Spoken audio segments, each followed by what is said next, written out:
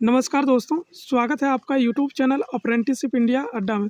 दोस्तों RRC group D भर्ती 2019 की रिगार्डिंग बड़ी अपडेट जो रेलवे अप्रेंटिसशिप हैं उनके लिए ज़रूरी सूचना। सीसीए कैंडिडेट का जो आरआरबी स्कोर कार्ड में नॉर्मलाइज मार्क्स यूआर ईडब्ल्यूएस 40 और ओबीसी एससी एसटी 30 में 1 से 4 मार्क्स कम आया है, उनको डीबी में बुलाया जाए। और जो उनका 2/3 सीबीटी फार्मूला को रद्द किया जाए, इसके लिए एनएफआईआर को एक लेटर दिया गया है। इसी के बारे में पूरा डिटेल में देखने वाले हैं। जो एनएफआईआर को लेटर दिया गया उनमें क्या डिमांड की गई सीसीए कैंडिडेट की तरफ से, तो इसी के बारे में पूरा डिटेल वाइज डिस्कस करने वाले हैं। अगर आप अभी तक यूट्यूब चैनल को सब्सक्राइब नहीं किया तो सब्सक्राइब कर लीजिए, वीडियो देख लो तो वीडियो को लाइक और शेयर कीजिएगा। दोस्तों ये जो लेटर एनएफआईआर के जनरल सिक्योरिटी को दिया गया है, यह आप इमेज में भी देख सकते हैं। और ये जो यहाँ पर लेटर सौंपा गया है जनरल सेक्रेटरी एम राघवैया जी को दिया गया है, इसी के बारे में देखने वाले हैं।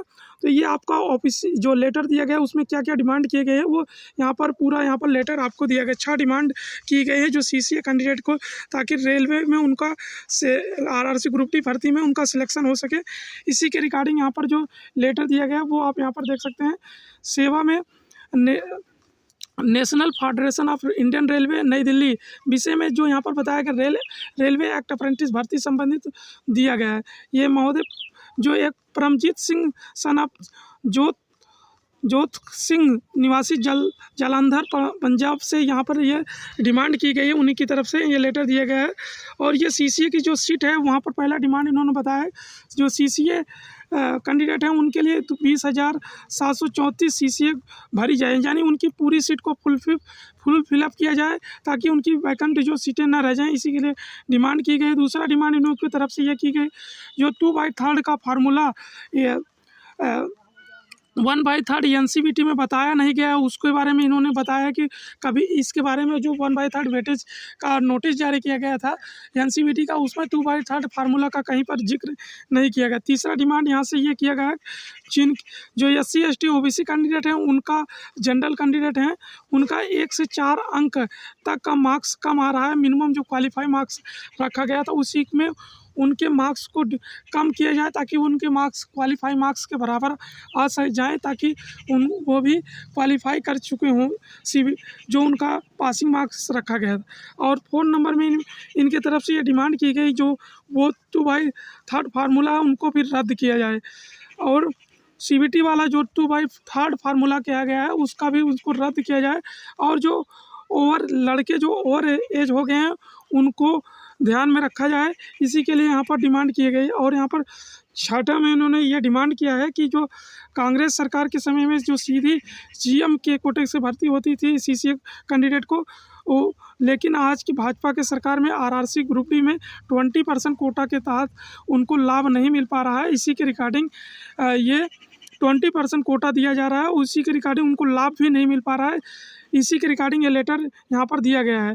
और ये लेटर जो रेलवे अप्रेंटिसशिप है उन्हीं के द्वारा ये लेटर दिया गया है। तो और ये भी देखने वाले हैं कि ये लेटर जो एनएफआईआर की तरफ से दिया गया है, उस आप लोग जानते होंगे एनएफआईआर एक रेलवे में बहुत सारे यूनियन है, जो कि मुख्यतः 2 ही यूनियन, एक एनएफआईआर और एक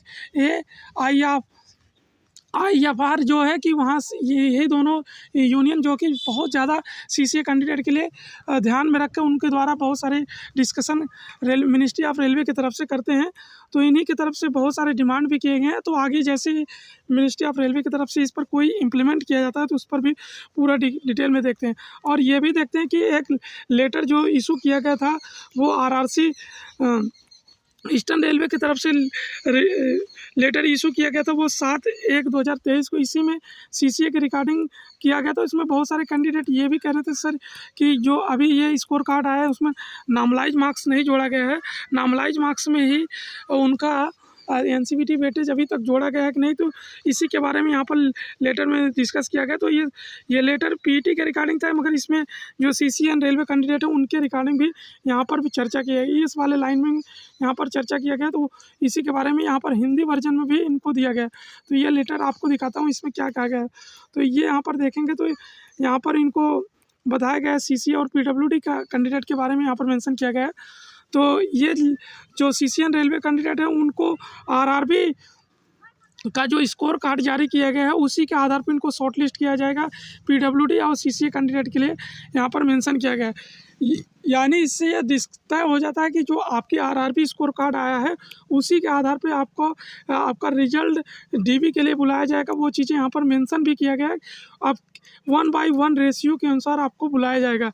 इससे इसमें यह डिस्कस किया, अभी ये क्लियर नहीं हुआ कि इसमें क्या उनका एनसीवीटी 1/3 वेटेज जोड़ा गया है कि नहीं, ये चीज़ें अभी खुलासा नहीं हुआ। मगर ये चीज़ें तय कर दी गई है कि आपको जो शॉर्ट लिस्ट किया जाएगा वो आरआरबी स्कोर कार्ड के आधार पर ही आपको शॉर्ट लिस्ट किया जाएगा। इसके रिगार्डिंग आपको जब रिजल्ट पब्लिश किया गया था उसके रिगार्डिंग भी आपको एक लेटर यहाँ पर और जारी किया गया था, जिसमें आप ये वाला देख सकते हैं। इसमें इस वाले लेटर में भी बताया गया था, जो आपको ये आरआरसी की तरफ से जो जारी किया गया था वो आप यहाँ पर देखेंगे तो ये यहाँ पर रेलवे बोर्ड पत्र संख्या ये वाला नोटिस का हवाला देते हुए बताया गया था 13/4/2022 को जो लेटर जारी किया गया था। और इस लेटर में क्या है इसके बारे में भी हम देख लेते हैं।